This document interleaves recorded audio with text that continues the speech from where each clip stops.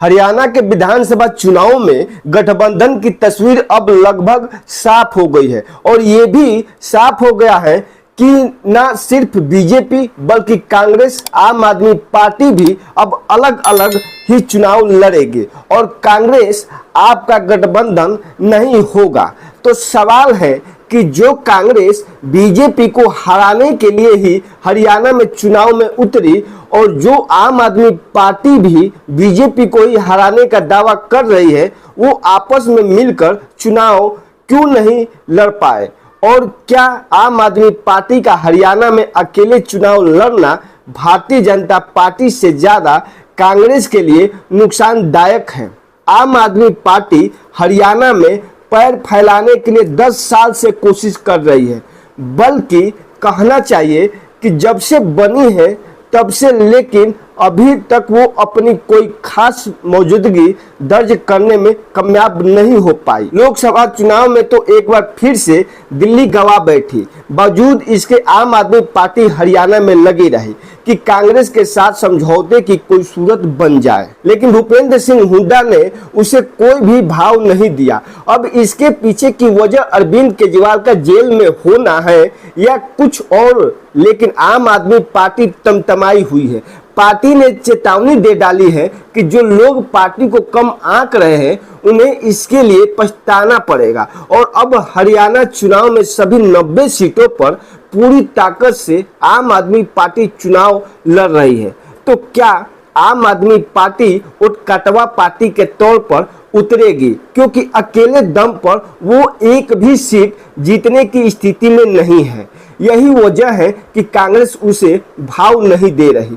चलिए जरा समझते हैं गठबंधन का कहां बात फंस गई। सूत्रों के अनुसार आम आदमी ने कांग्रेस के 10 सीटों की मांग की थी, जबकि कांग्रेस 5 से 60 सीटें दे रही थी। आपको याद हो तो इंडिया गठबंधन के तहत आम आदमी पार्टी और कांग्रेस ने हरियाणा, गुजरात और दिल्ली में मिलकर लोकसभा का चुनाव लड़ा था।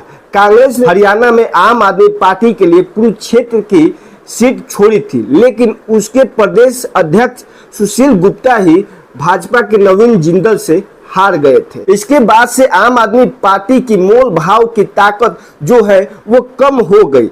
तो आखिर ऐसा क्या हुआ कि आम आदमी पार्टी और कांग्रेस की बात बिल्कुल ही अटक गई, वो भी जब हरियाणा विधानसभा चुनाव में कांग्रेस कोई भी कोर कसर छोड़ने के मूड में नहीं दिख रही है। उसकी पूरी कोशिश है कि किसी भी तरह बीजेपी को राज्य में जीत की हैट्रिक बनाने से रोका जा सके।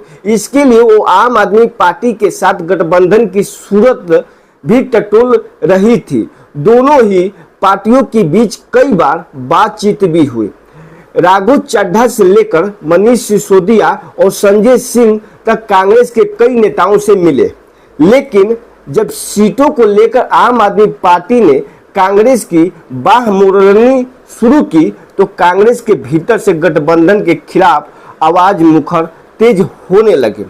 पार्टी के नेता प्रदीप सुरजेवाला ने कह दिया कि हम आम आदमी पार्टी के बिना भी सक्षम हैं। पूर्व मुख्यमंत्री भूपेंद्र सिंह हुड्डा के बेटे दीपेंद्र हुड्डा ने कहा था कि प्रक्रिया चल रही है और पार्टी प्रणाली एक एक कदम आगे बढ़ रही है, लेकिन तभी एक ऐसा विचार आया जिसने गठबंधन की सारी कोशिशें का रास्ता ही बंद कर दिया। कांग्रेस के कुछ नेताओं ने हाई कमान से सीधे कहा कि अगर अरविंद केजरीवाल जेल में होने की वजह से प्रचार के लिए उतर ही नहीं सकते तो गठबंधन का कोई फायदा होने वाला नहीं है। दलील को कांग्रेस की केंद्रीय चुनाव समिति ने भी गौर करने लायक माना और वहीं से बात बिगड़ने लगी। इसके साथ ही कांग्रेस ने उम्मीदवारों की लिस्ट बनानी शुरू कर दी।